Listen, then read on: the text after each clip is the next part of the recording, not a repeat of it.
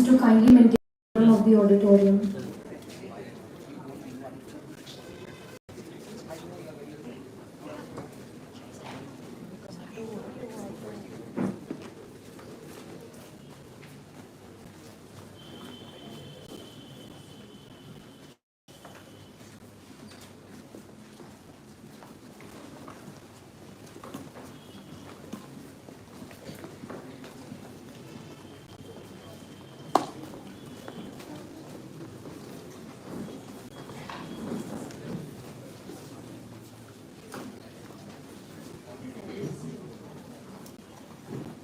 Please have your seat.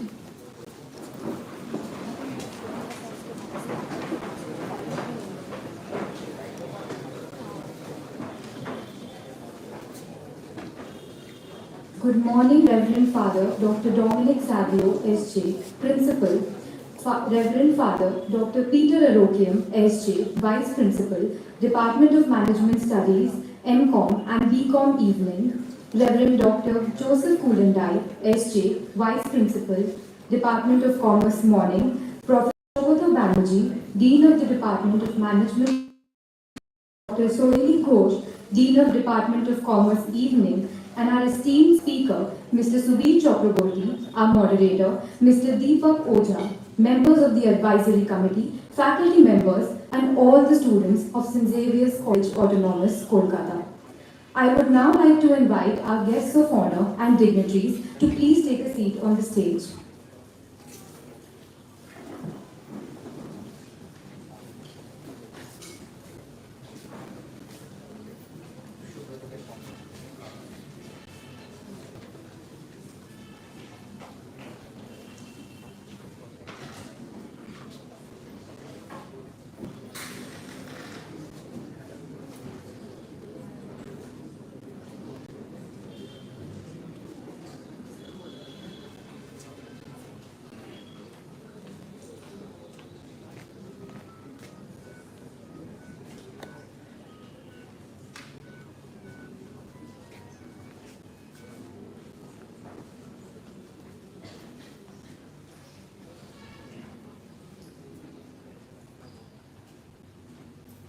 We cordially invite you to the Xavier's Management Convention 2024, flagship event of the Xavier's Management Society.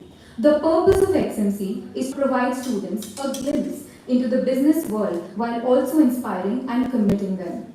For competitors, judges, and spectators, XMC exudes an energizing energy that creates a national zone of experience.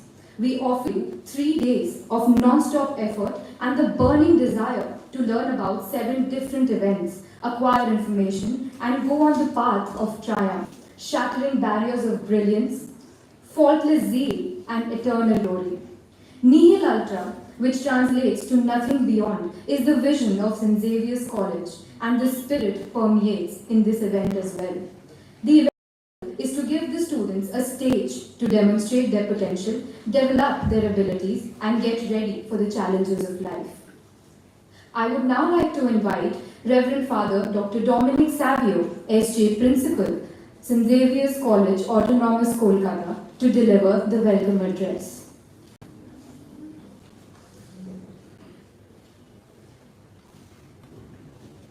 A very good morning to all of you present here today, this morning.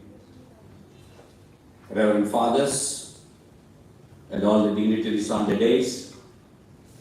Especially I'd like to warmly welcome our distinguished dignitaries, Mr. Subir Chakraborty, MD and CEO, Exide Industries Limited, as our acclaimed speaker, Mr. Deepak Oja as the moderator for the day, faculty members, participants, and especially students from other colleges and our dear students. As Heraclitus said, I quote, "No man steps into the same river twice, for it is not the same river and he is not the same man." Unquote. It is the learning experiences that one inculcates that builds character. An individual's growth is propelled with qualities like that of leadership, which is an essential aspect of any organization. and it is the driving force behind its success. A great leader is someone who inspires, motivates, and guides their team towards not just achieving their goals, but by bringing in a change. One must have courage to change the things that they can, the sincerity to manage the things they cannot, and the wisdom to know the difference. I would like to quote John Quincy Adams: "If your actions inspire others to dream more, learn more, do more, and become more, you are a leader." Leadership is thus an essential aspect of any organization, and it is the driving force behind its success. A great leader is not just someone who can manage a team or delegate tasks. It is someone who can inspire, motivate, and guide their team towards achieving their goals. A good leader must have strong communication skills, the ability to make tough decisions, and the courage to take risks. This year, we have participants participating in XMC 2024 from Kolkata and outside West Bengal. We have St. Xavier's University, Kolkata, St. Xavier's College, Ragapur campus, Goenka College of Commerce and Business Administration, Manipur Education Society College, Amita University, J.D. Birla College, Jaipuriya College from Kolkata. And also we have our friends from Sri Ram College of Commerce, Sagit Sukhdev College of Business Studies, Sri Guru Tegh Bahadur Khalsa College outside West Bengal. Nihil Ultra, which translates to nothing beyond the ideal that we have at St. Xavier's College, Autonomous Kolkata, holds dear. And this spirit certainly permeated this event as well. The success of any event is owed to the effort and commitment shown by the students. As they start their event, all of you, our dear students and all the staff members of Business Administration, the very best for it and for your future endeavors. Thus, with immense pride, I would like to declare Xavier's Management Convention 2024, Pursuit of the Pinnacle, open. Wish you all the best. May God bless you. Thank you.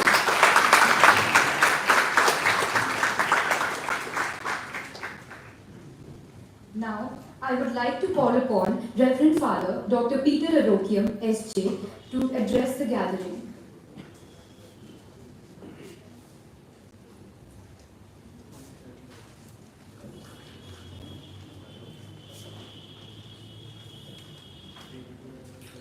A very good morning to all of you, Reverend Fathers, Father Principal, Father Vice Principal, Deans, Advisory Committee, respected professors, our esteemed speaker, Mr. Subir Chakraborty, our moderator, Mr. Deepak Oja, participants from our college and other colleges, and all my dear students. A very warm welcome to XMC 24. Your presence here today is a testament to the significance of this occasion, and we are truly honored to have you here. Xavier's Management Society, along with the guidance and the support of our Reverend Father Principal, officially declared their flagship event open today. And all the participants, I encourage to take part actively in this event to make the most out of this opportunity. Take this chance to learn from each other and to showcase your skills and talents. I also take this opportunity to express my heartfelt appreciation to the organizing team led by Dr. Sukanya Sarkal and Dr. Supriya Patra and everyone who are involved in making this event a possible one today. Your hard work and dedication are truly commendable. Wish you all the very best and may God bless you.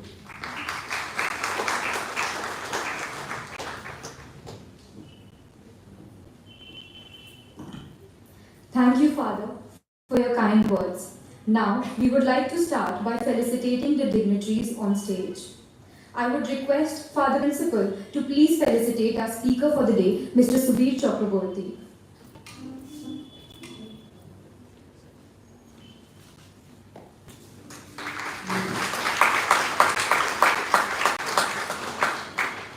you, Father. I would request Father Vice Principal to please felicitate our moderator for the session, Mr. Deepak Ojha.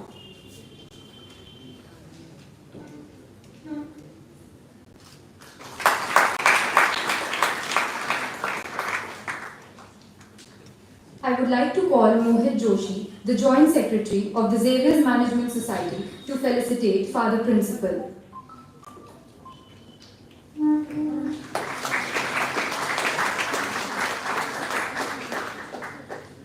I would like to call upon Raghav Bansal, the Finance Head of the Xavier's Management Society, to felicitate Father Vice Principal.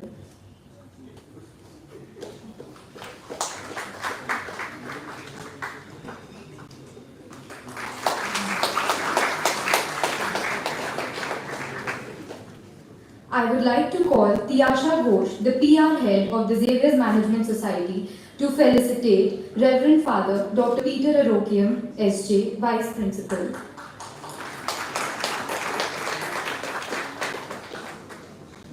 I would like to call upon Tanya Sarkhe, Deputy President of Xavier's Management Society, to felicitate Professor Shobhata Banerjee, Dean of the Department of Management Studies. Now, I would like to call Dr. Supriyo Patra, Vice Deputy President of the Xavier's Management Society, to felicitate Dr. Sohili Ghosh, Dean of the Department of Commerce, Evening.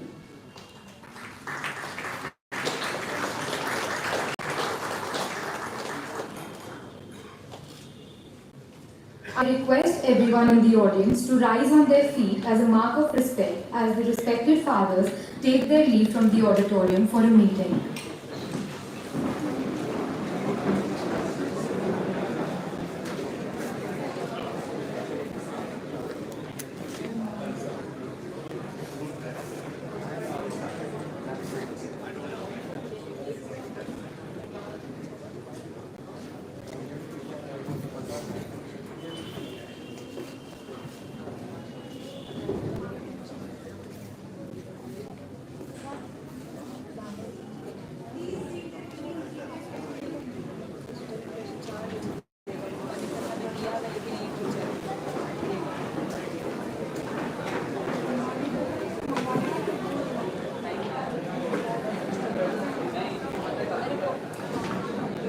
I request everyone in the audience to please maintain silence.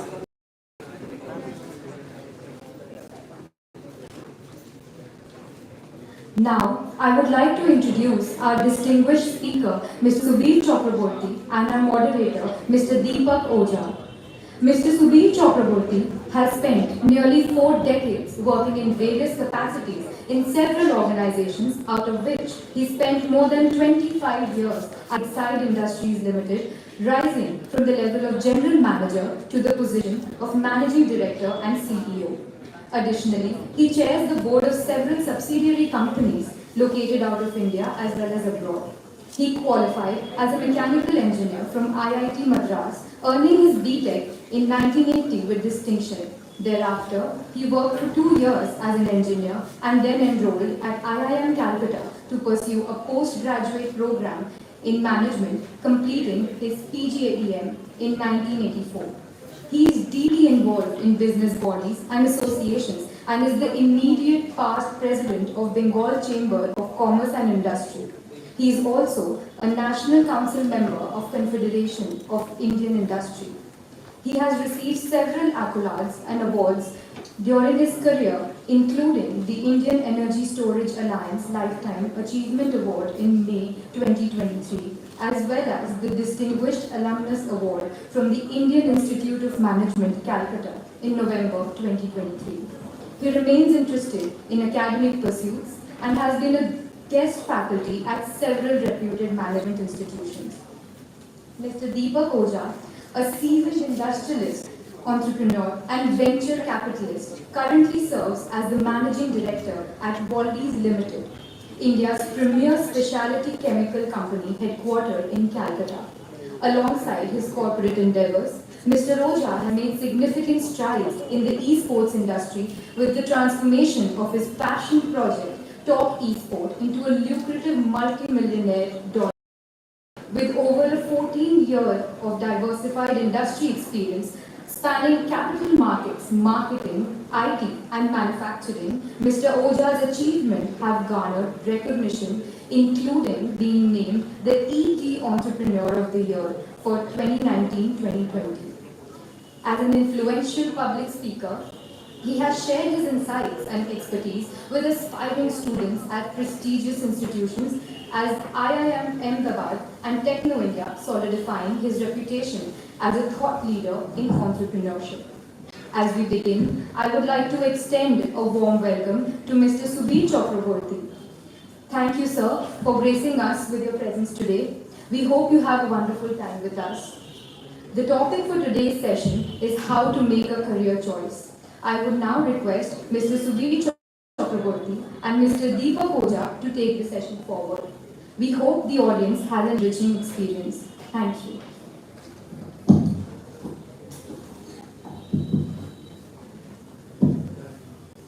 Esteemed faculty members and dear students, it's a pleasure for all of us here today to discuss on the subject of career choices. It's an immense privilege and an honor that a prominent personality like Subir sir is here with us today. I'll request you to have please a round of applause for sir, please. It's a He's one of the most dynamic leaders of our times. And as we gather here this bright morning to embark our journey on self-discipline, growth, and how to make our career choices right, I invite you to engage in our discussions as we lead our discussions ahead with Subir sir. Subir sir, we have heard a lot about you from the management team, from the bodies across India. We would like now to know from you specifically about how do you see the career choices shaping in the next generation, and we want to know your experience at Exide Limited from being a general manager to the managing director of this stature. Would like to know from you, sir. Thank you, Mr. Oja, and thanks to XMS for inviting me here today. So it's always a pleasure to interact with students because every time I interact with students, I learn something new. So that's the motivation for me. Now, we are here to discuss about career choices. Let me tell you how career choices were made when I was a young boy in the early 70s. Now, I used to study in a school called Larola School, which was also a Jesuit school. And in a town called Jamshedpur, which is very close to Calcutta. Now, if you were a boy growing up, boy or a girl growing up in the steel city, you met prominently two kinds of professionals. Either you met an engineer, because you would be working in one of the Tata plants, Tisco, Telco, Tinplate, and so on. Or when you fell ill, you would meet a doctor. So basically you grew up seeing only two kinds of professionals. On the rare occasion you might come across an accountant or something like that. So I grew up with a very, very limited view of what is possible for anyone to do or what are the choices which are available. I had no idea about IAS and some of the other kinds of professions. And in our time, the arts, discipline, that had gone out of favor. Earlier in schools, you used to have two streams, science and arts. And our people who studied during our times, we completed our school in standard 11, unlike now when we do it in 10 and went straight to college. So the arts was, as I scaled up the classes, the arts gave way to commerce. So ultimately we had science and commerce. And good students in those days, used to take up science because that was the thing to do. Not because they knew what they were doing, but that was what was expected. So, in standard 11, then exams came, and then I was studying, and then my father suddenly realized that, I was about to pass out of school. Because in those days, fathers were not as involved with their children as they are now. So when he asked me, what do you want, what are you studying for? So I said, I want to give the JEE, that is the entrance for IIT. So he said, yeah, it's good. But you see, मेरा phone नहीं है ये if you get into IIT, it's fine. But if you नहीं don't stream get into दिखेगा ही नहीं IIT, then I can at best, Live नहीं आ finance रही a क्या? palm shop for you. So I, as a young boy, I started to think that, I don't even know how to make farm. So that was obviously not an acceptable solution. So, I gave my heart and soul into that preparation, and I could get into it. So this was how career choices were made in those days. Frooti And, with a very limited view of this world. चल तो रहा है But right now, people like you have a lot of information at your fingertips. Because in those days, we did not have laptops and internet, nothing was there. And so it's only the newspapers and whatever you could get from some magazines. So now you have another problem. Problem is that you have too much information. We had limited information, and which we used to find out what we wanted to do. But in your case, what I find today is that students have so much information, they also get very confused. They don't know what to do with that information or which one to choose. So, very often students come and ask me once in a while when I'm attending a program like this, that what is the correct way to go about making a career choice? It's a very valid question, because the choices you make as you go through life, every choice you make limits your possibilities going forward. For example, if you make a career choice towards becoming an accountant, then obviously you cannot become a doctor. So every choice you make conclusively in your career, it limits your overall possibilities as you go through life. So you have to be careful about what choices you make. But then how do you make those choices? So now,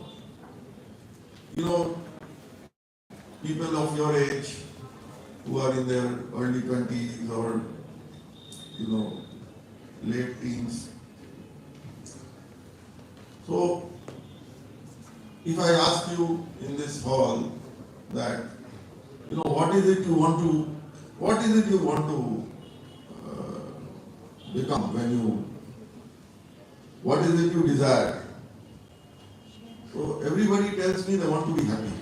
Anyone who wants to be unhappy in this hall, if there is anyone who wants to be unhappy, you can raise your hand. But the answer is, I want to be happy. You want to be happy, I want to be happy, Mr. Oja wants to be happy, everybody wants to be happy. Fine, nothing wrong with that ambition. Next question is, how can one be happy? Because when you are studying, then... So, the immediate connect between happiness and the surrogate of happiness, immediate connect is money. If I have lots of money, I can be happy. Because, then if you have lots of money, then you can lead the life of Bill Gates or Steve Jobs, or have your own yacht and, your palace in some kind of island, and you can go hopping across the world. So there is an immediate connect between wealth and happiness. Everybody, so you want to be happy, there's no doubt about it. But the root to happiness is earning a lot of money. So that's the first conclusion that a student would make. And it is not exceptional. I also did the same thing, and students after me would also immediately jump to that conclusion, that I want to earn a lot of money. So how to then earn a lot of money? So then you have to do well in class and all that, attend interviews, get good jobs, all these things. The point is, if you put money as your objective to start with, it's like putting the cart before the horse. I will explain to you why I am saying this. Because you can also earn money by stealing money, by theft or burglary. So if you put money as your first objective, then you are not really directionally correct. And many people make this mistake. So what do we do? Then the next question is, okay, I will not put money, then what do I do? So my next question to that student is that, what are you passionate about? Are you passionate about anything? Because we are all born with our own unique set of talents. Each one is very different. We are not like each other. We are all Homo sapiens, but we are very different from each other. Someone is a good painter, someone is a good singer, somebody is a good accountant, somebody has got a head for numbers. We are all very unique in our own ways. So, question is, what are we passionate about? And many people answer, I am really not sure. I don't know what I am passionate about. Because if you put passion before wealth, chances are you will also make wealth. But if you put wealth before passion, there is a good possibility you will neither be happy nor make wealth. Because people you will be competing with in your field, many of them will be passionate about that field. And if you are not very passionate, you won't go very far. So the question is now, how to find out what is my passion? Because when you are young, you are confused, obviously. So my answer to them is very simple, that find out which activity that you do which makes you lose your sense of time and space. If you pursue an activity which makes you totally lost in that activity, you forget to eat or you forget to find out how much time you have spent pursuing that activity, that is your passion. Whatever it is, it could be painting, it could be something else, it could be mathematics, it could be running a business. So find out what is it that makes you lose your sense of time and space. And if you haven't found out yet, then try and explore and see that. Because once you have identified what is your area of passion, you can choose a career which is aligned with that. And then your passion and career, they go together, and not only will you be successful, you will also be able to earn a lot of wealth. Because every field you can earn money. Every field you can earn money. But you need to be good at it because you will have to compete with others. So, short answer is, find out what is your passion, pursue that passion. Don't get too caught up with your placement, who has got 400 rupees more or 4,000 rupees more than you. That is not important at the entry stage. At the entry stage is, you should be able to find out a good organization which should allow you to follow your passion so that you can then flower in that organization and also be able to earn the wealth that you seek. So, my experience has taught me that whoever has done that, there is a high probability that that person has been successful and has been able to also earn money, which has given him what allowed him to do whatever he wanted to do in life. So I thought I'll share this with you so that I do not know whether it makes sense or not. But if it does, then do, give it a try and see if it works out for you. Yeah, Mr. Roja. Thank you, sir. Thank you so much. It was a very expanded answer, and we certainly find a lot, much of sense in what you said. So, as you rightly mentioned about the happiness of our state of mind, so do you also believe happiness at work? Like, for example, you have run through different departments from executive to operations, strategy, not many things. And all the time, you cannot have that state of mind of happiness. Sometimes it feels like they're about to give up, or it's too much of stress or struggles. So what keeps people going in those times of struggle? Like what kind of a mental temperament can people have when they're feeling the heat of the moment? Right, sir. See, in my opinion, the mistake people make often is that they bring too much emotion into the workplace. I've always found it expedient to be able to leave bulk of those emotions in the house. House is the place for emotions. You can feel happy, you can feel sad, you can put on a glum face, and your mother will come and ask you what's wrong. Now, if you bring all that into the place of work, your boss will certainly not come and, ask you if something is going wrong. I mean, some bosses do, but mostly they won't. They won't bother. Work is a place of work. You are supposed to come, you are supposed to do your full day's work, do justice to the assignment given to you or whatever it is you are doing, and then go home. Now, the moment you put emotions into whatever you are doing in very large measure, chances are that you will not be able to hit the bullseye. A lot of management lessons are actually there in the Gita. I know it might seem a tall order for 20-year-olds to read the Gita, but actually the Gita contains a lot of management lessons that we today put it in very nice words in management textbooks and teach students.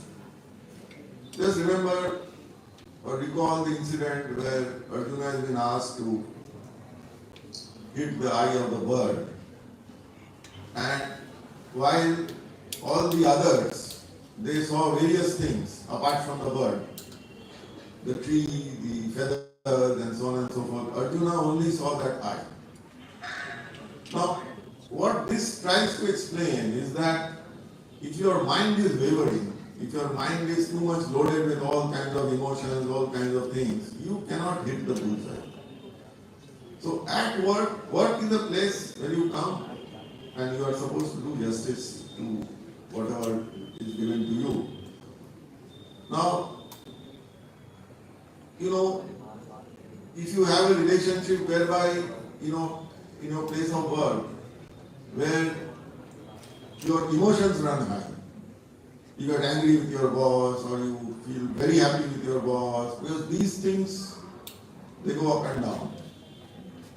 And if that happens to you when you are doing your work, it will affect your work. So, my suggestion to everyone is that leave your emotions in the house, come to work, do what you think should be done, and go back home. Number one. Number two, you must always maintain a good work-life balance, because nowadays I find that many professions, they don't respect that, which is not a good thing actually. Because I always tell my people that, if you have to stay every day till 9 o'clock in office, then either you are inefficient or you are overloaded. Either way it should be re-examined. It can happen once in a while, month end, something like that can happen, when people are 24 hours in the office. But if it is happening every day, then something is wrong with the way the work has been designed, or you are very inefficient. So it is important that you keep a good work-life balance, but again, at the same time, there are work pressures, so the balance should not be totally on the leisure side. There should be some kind of equal distribution. And that is very important to keep as you go along your career. And you have to make choices. There will be some offices, some professions, some areas which will require much more involvement at your place of work as compared to your what you can live outside. Those are the choices that each individual will have to make. Right, sir. So good measure of work-life balance is what sir has put some light on. It's very important for us that a leader of this stature has emphasized on this, that if you stay too much late at your work, that doesn't mean you are very effective or you can produce more. So thank you so much, sir, for putting this into perspective. I'd like to, sir, add one more part, a form of question I'll ask. What other skills should these people attain beyond academics? Like what kind of a soft skill do you think you look when you are hiring for a leadership position, or where do you see the next round of leaders going beyond academics? See, leadership requires an equal balance of both IQ and EQ.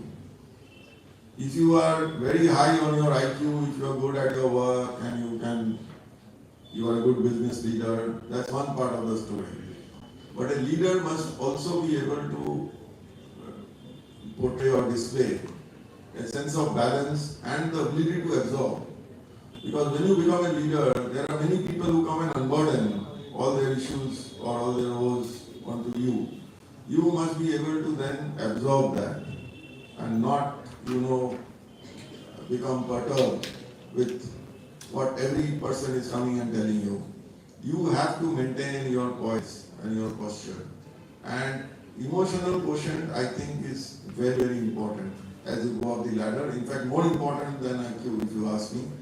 Because if you are emotionally unstable, if you are not able to absorb, because in the workplace many things will go wrong, and they will go wrong every day. So, and if you are not able to then think with a calm mind, you will not be able to make progress. And not only that, you will also be disturbing your team, which is even worse. So bosses who, create a huge song and dance and jump up on the table and shout, I don't think they are very effective. So this is something that one has to train for as you go up the ladder and be able to then display it at the time when it is called for. Right, sir. Thank you so much for that. Sir, I'd like to also ask you, what should be the top three factors that must influence our career choices? Like, should people focus more on their mental health? Should people focus on their emotions? But you have already put some light on that. But still, what should be their three top factors when they are ironing out or when they are filtering out their career choices? See, as I have already said, I think first one is to identify one's passion. Then, once you have done that, because within that passion set, you will have various kinds of choices which are available. And then you will have to focus on a more refined basis as to which one of those within that passion set is something which will suit you. For example, let me give you, if your passion is, human relations. So in human relations, there are lots of various things or various disciplines which exist. OD, LD, industrial relations, so many things are there. So you have to then choose. Ultimately, if you rise up the ladder, you may have to oversee everything. But once at the inception stage, if you choose something which is more likely to agree with you. For example, if you are very, very uncomfortable dealing with Indian leaders in a factory shop floor, because things can get very ugly, particularly in India, in certain situations. If you don't have the stamina, the tenacity or the mental strength to be able to withstand that, then it is better not to start off with that sub-discipline. Better to start off in the softer side of HR and then gradually learn about that. Because ultimately, if you have to become the president HR or the head of HR, then you have to handle everything, but there will be people then under you to handle those tough situations. So always, then tune in to those subsets which agree more with you. And number 3, nowadays jobs are, borderless. You can be placed here and then a lot of traveling sometimes is involved. So while all that looks very attractive, sitting in classrooms that you are trotting around the globe, it takes a toll on your mental balance and health, particularly when you are crossing various time zones. So make sure that what you land into, for example, in marketing, if you want to do a career in international marketing, it will involve a lot of travel. And initially, the allowances and so on and so forth will not give you a huge amount of comfort in most companies. You will have to scrounge a bit to be able to make ends meet, particularly when you are traveling abroad. If you are up to that, then fine. But if you are not up to that, you can choose something else in marketing. For example, you can take product management or something else, advertising, and start off on that journey. So most of you might not find this very related to you, but trust me when I say these are very crucial lessons which Subir sir is sharing with all of us in terms of IR, in terms of maintaining empathy and temperament of place. Sir, I'd like to put some light. On the pandemic, sir. Like, how has pandemic influenced this paradigm shift in work? The way people have chose to work from home, or some companies have gone totally remote and hybrid. But we have often seen contradictory reports that companies are even expecting the people again to come back to work full time. For manufacturing, obviously, there is no choice for people like us to stay under the homes and do it online or Zoom calls. But sir, how do you see the work culture change for the generations to come now? What expectations should they set? See, pandemic was a huge learning experience for most people across the world. A lot of, for example, before pandemic, one never heard of Zoom. Now you cannot do without Zoom. Most of the meetings are on Zoom and video calls and so on. But the thing is, it has got both pros and cons. Now, if you are an old hand in your company, like someone like me who spent 2.5 decades, you know everyone, every nook and corner of every place, all the people, then doing business or doing meetings on Zoom is relatively easy. But if you are a new person in a company, then it can become a challenge. Because you see, office is not only about work, it is also about developing relationships with your colleagues and so on and so forth. So people who joined during the pandemic, they certainly felt the challenge. So I will never advise any company to go totally the work from home route, because if you do that, then your employees ultimately will get very isolated. Because when you work for a company, you actually you work along with colleagues, you like that atmosphere, you want to go to office every day. And that is very important at the end of the day. We often talk about the army, and we also laud the services, the sacrifices they make on the front for people like us who are civilians. But when you are facing that bullet in the front, are you really thinking about your country? Now, I have read excerpts from psychologists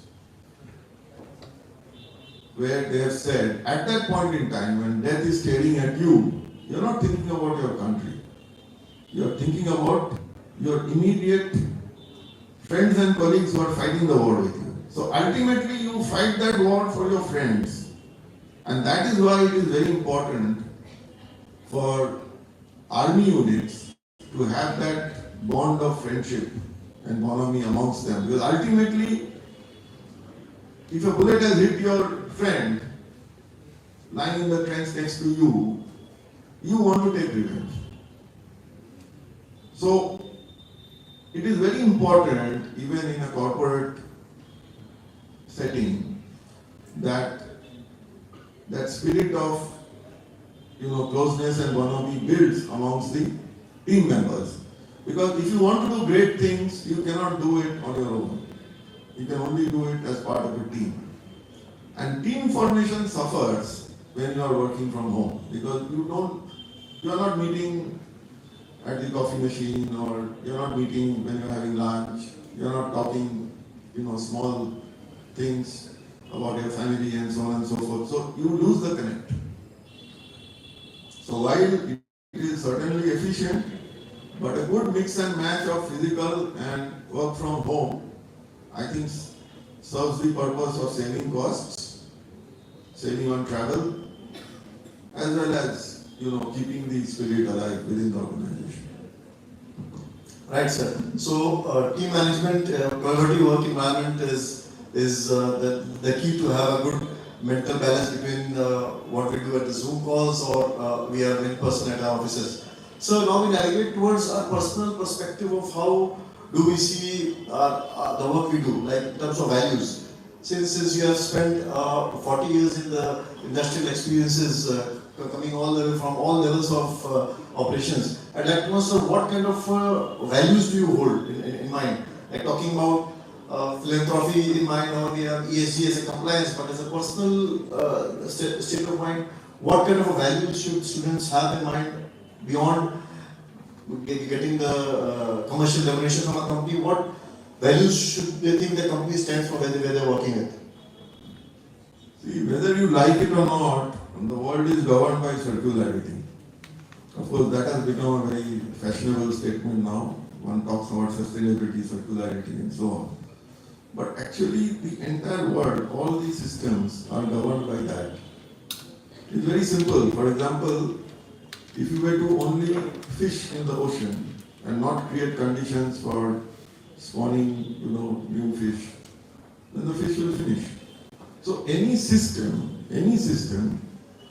if you take out from that system, you have to give back to that system. You take family. If the husband only takes from the family and does not give anything in return, will that family as a system survive? It will fail. Similarly, also in business, what is business about actually? All of you are BBA students.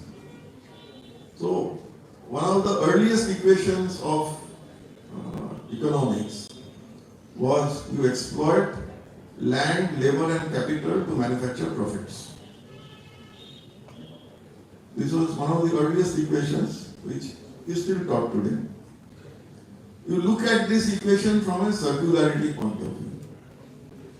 Now labor, you are taking work from them, but you are also paying them wages.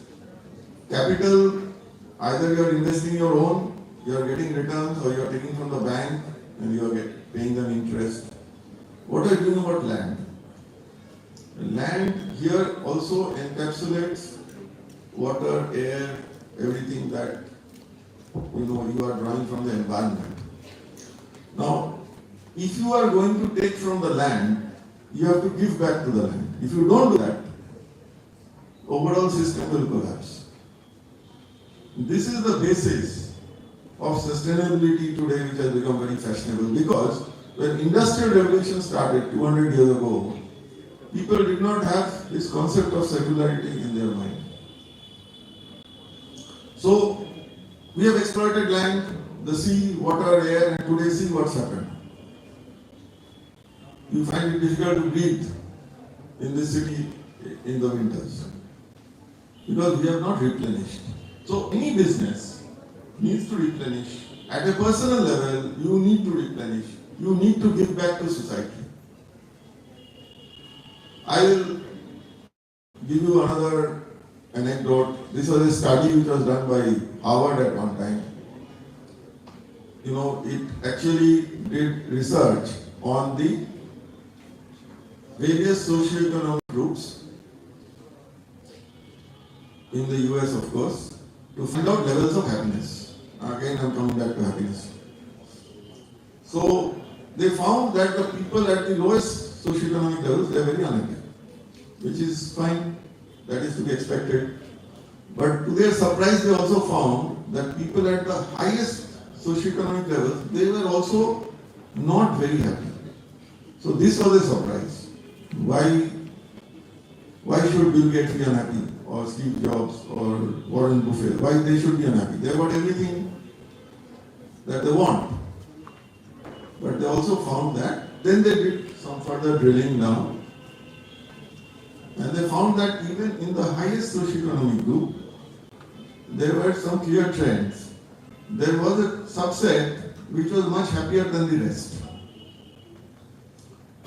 So that subset consisted of people who had donated away most of their wealth to various trusts and charitable institutions. So it brings me back to this, that if you are pursuing happiness, then you also will have to understand that unless you give back something to society, you cannot really be happy. What do you do with the money? Okay, initially first $1 million, $10 million.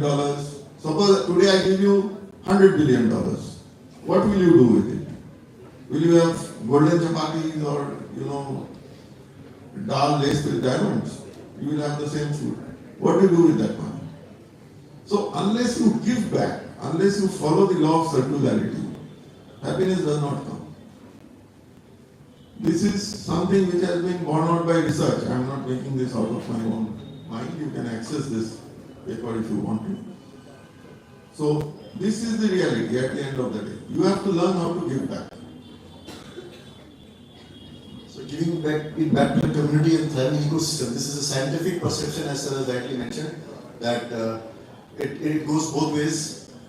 Sir, before we move to the audiences for questions and answers, I'd like to ask one more kind of a psychological question for you to guide us through. So are we ever ready? Think when we are prepared to go to work, do you think we are ever ready for challenges to come? Or we figure it out along the way when we face new challenges every day? Is there a way that we can have a limited exposure to our work environment, or do we figure it out along the way as we move on? See, whether you like it or not, life goes on at its own pace. Whether you do something, you don't do something, life will happen. Tomorrow will come, day after will come. You may do something today or not do something today. That will not prevent tomorrow from not coming. It happens. So, number one. Number two, every day there are surprises for each one of us. Sometimes we expect. See, the mental tension happens when we expect certain things to happen and they do not happen. But the fact is, things will happen whether we expect or not. What one must do as an individual is to be able to find out how best to tackle a certain situation. Now, this is not some wisdom which I have, conceptualized on my own. This is there in Gita, in all the texts, in various works of philosophies. The fact is, whether one likes it or not, as you go through life, each one of us, we develop our own philosophy. And similarly, events sometimes will be in your favor, sometimes will be against you. If you get too perturbed by either and you start to vacillate, then you have a problem. So, you should do your work in the best possible manner, in the most ethical manner, in the most professional manner, and leave the rest. That has been my philosophy. Because you cannot control outcomes. You can only control your action. Thank you so much, sir, for that. And after this insightful discussions, I think it's now time for us to interact with the audiences. So whether you are a student exploring career options, or a seasoned entrepreneur, or someone simply curious enough to know how the world works, I encourage and invite you all to join the discussion. As I mentioned earlier, it is a privilege that someone of this stature, of this persona is with us today. So please make the most of this opportunity. It's not every day that people like Subir sir shed some time out of his otherwise busy schedule. As you all very well know, India moves on Exide, and if I may, sir, I think Exide moves on Subir sir. So I think please make the most of the opportunity you have, and please you can direct the audience to the questions, please. Mics in the audience.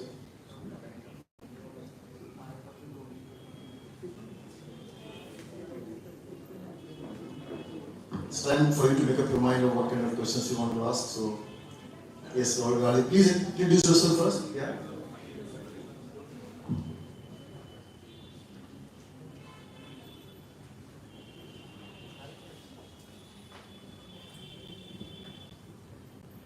Good afternoon, sir.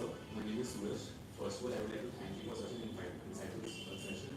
I'm sure all of us have learned a lot from this. And my question to you is... Speak louder, please. Yeah. Yes, sir. I'm audible now? Yeah. Yeah. Yes, sir. So my question is, what advice do you have for us who are looking for experience during our college life? And how can we gain experience? Because most of the internships or jobs, they require prior experience. So what do you do? So during your college phase, you can always take up some kind of summer internships. I don't know whether your institution encourages that or not. That's a very good exposure which the students can have working with organizations, and sometimes you get a stipend, sometimes you don't, but I don't think that's important. What's important is that if you can attach yourself to a department of a good organization where you want to do something or get a flavor of what the kind of work it entails in your subject of choice, then I think it's valid. But as a student, obviously, no organization expects you will have working experience. But once you get out of college and then you start to work somewhere, then your experience obviously becomes important. Thank you so much.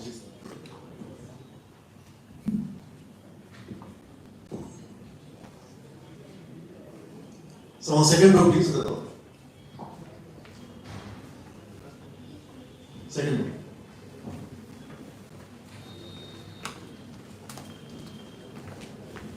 Good afternoon, sir. First of all, really grateful to hear from you both. My question to you, sir, would be, how do you know what you're doing is right? As a student, at times, you start something and you said you're passionate about something, you should do that. But then your family does not support you sometimes, your friends would not, you get reactions from the society. So how do you think you should keep going and you believe that what you're doing is right? Thank you. See, at the end of the day, you have to follow your heart. That's very important. So, the world may turn against you or may assist you, that is one thing, but you have to evaluate it with a keen mind to see that whether you are making any strategic error or not. Obviously, if you find all the cards coming at you, then perhaps you need to examine whether you are in the wrong lane. So, this is something that you have to do. But after doing that, if you still feel that you are right and your heart tells you to, move ahead, then you need to move ahead. I don't think there is anything which can, which should come in the way. But your level of conviction is very important. Because, like, nowadays it has become fashionable to initiate startups. Every other student you find in engineering college or management institute, they're all doing startups. Now, what is the level of, I have sat through many startup meetings, and in many cases I find that the level of conviction is not there.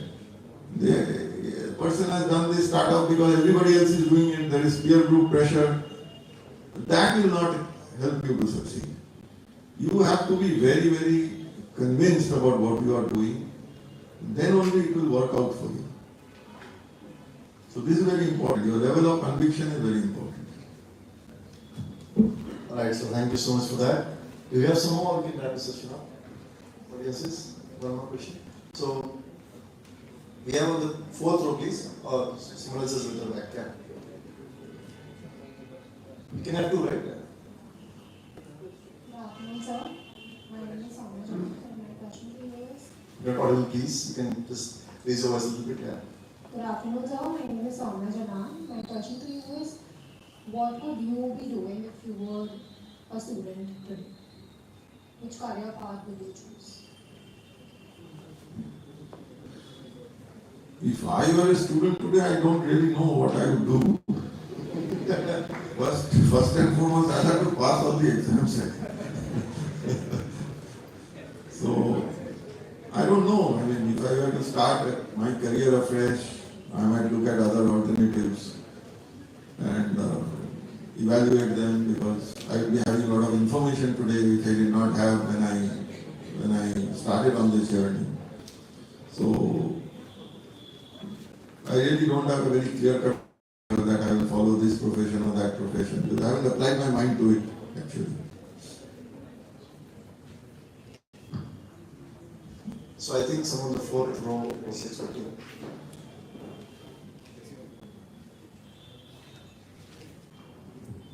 Good morning, sir. My question to you is more of a technical one. Can you please advise me on team building? Like when you are bootstrapping a business, there is not much of money at your disposal. So how do you go about building a team so that you can carry forward with the operations with limited runway in your hand? See, if you are doing a startup kind of situation, you will have to get like-minded people together who are as enthusiastic as you in the project. Because many startups, they fail because halfway through some team members, they get disenchanted, they leave and so on and so forth. So you have to then get people, it's like a musical band, you know. You have to get people who are equally motivated in this, because the startup journey, especially in the initial stages, can be very, very tough. And also emotionally very disturbing, because I have been in startup meetings where, you know, startup proposals are laughed at, people ridicule you sometimes. So it's a tough journey. You have to be really, really very convinced. You know, don't go by what you read in the press. The actual situation is not that rosy. It's a very, very tough time. One follow-up question to that is, how do you incentivize them? Is it ESOPs? Is it a company? When you don't have that amount of money to hold it?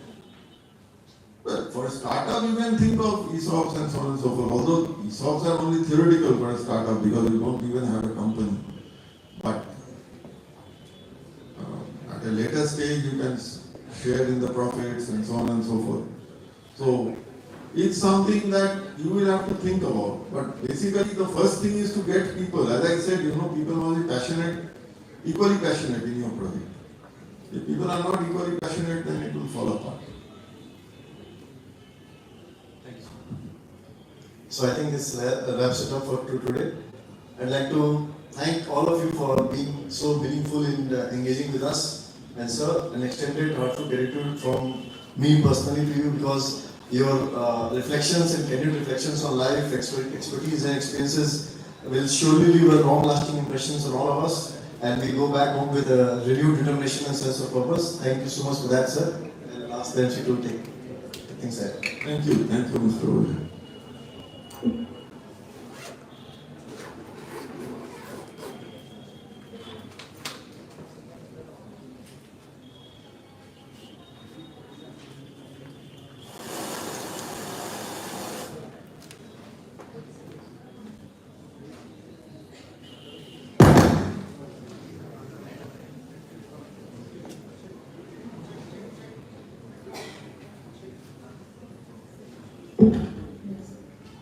A very good afternoon to all the dignitaries present here, respected professors, faculty members, participants, and all the students of St. Xavier's College, Kolkata, Autonomous.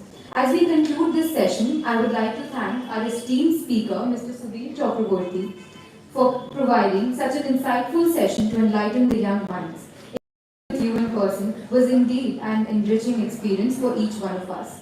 We sincerely appreciate you taking time out of your busy schedule to join us today for such an inspirational session. Sir, your knowledge will be both beneficial and motivating to our audience. I would also like to express our heartfelt gratitude to our respected moderator for the invaluable contribution and smooth moderation for today's session. Thank you so much for being a part of the session.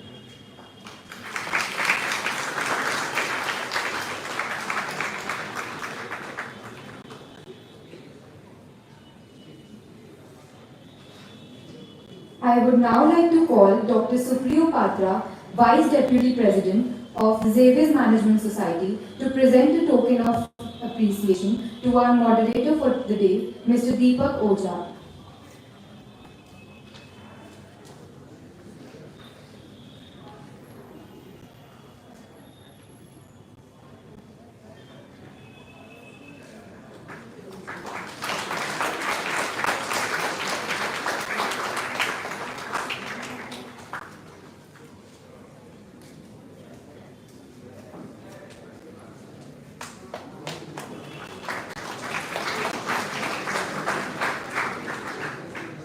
Now, I would like to call on stage Dr. Sukanya Sarkhe, Deputy President of the Xavier's Management Society, to present a token of gratitude to our esteemed speaker, Mr. Subir Chakraborty.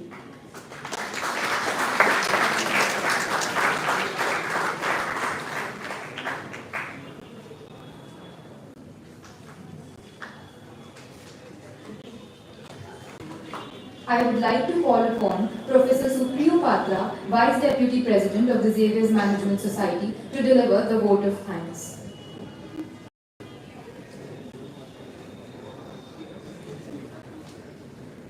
Very good afternoon to, first of all the students who are in the audience seat, and I think participants from within the city and also outside the state, and maybe dignitaries, if any, outside there from other organizations, entrepreneurs, and representative from the sponsors.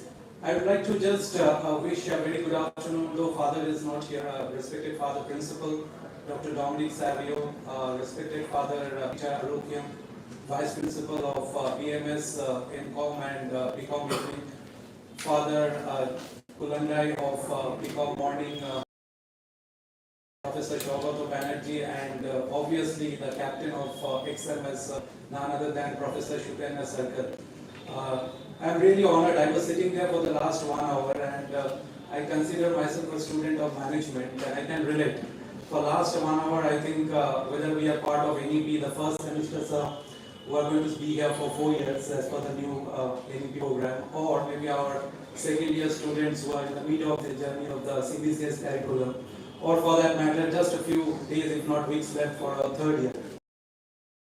It was like an entire journey of management, and I think whether we talk about organizational behavior, whether we talk about fundamentals of management, whether it was about functional areas of management like marketing, HR, or maybe a little bit of finance, and ultimately, I think whether we talk about a little bit of business policy and strategy, all blended inserts, I think, deliberation. So can we have a big round of applause for respected students for that. Thank you so much, sir. And I think I'll fall short of words to say thank you, but it is coming from bottom of my heart, from emotion.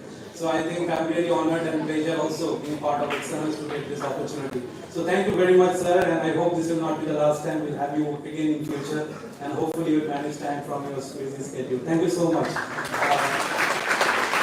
When we meet Mr. Ujjwal in the small part, immediately I said, nice to have you once again. And I think every time sir comes here, it's a pleasure and honor. Thank you so much, Mr. Ujjwal, for being here and presenting the station and welcoming moderator.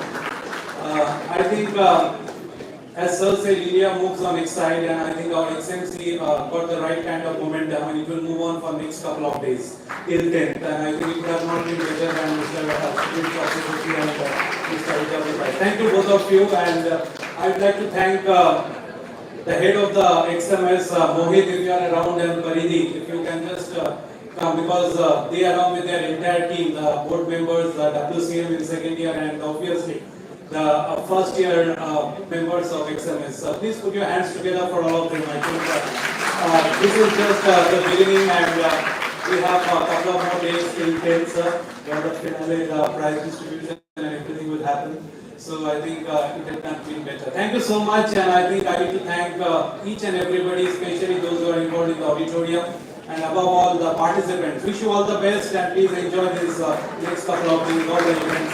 Thank you so much, and if I miss out on anybody, please pardon me. Thank you so much. Thank you very much.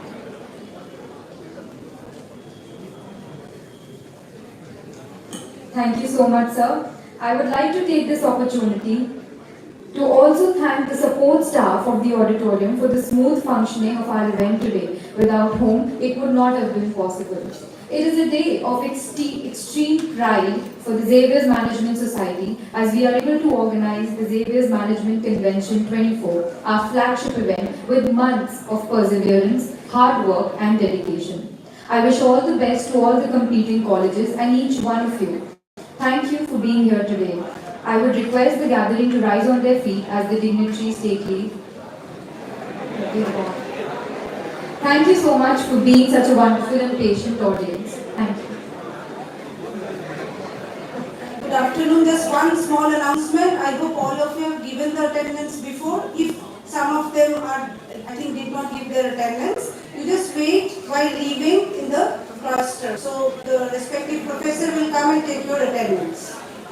Okay, the students who did not give the attendance at the beginning, they need to wait over there.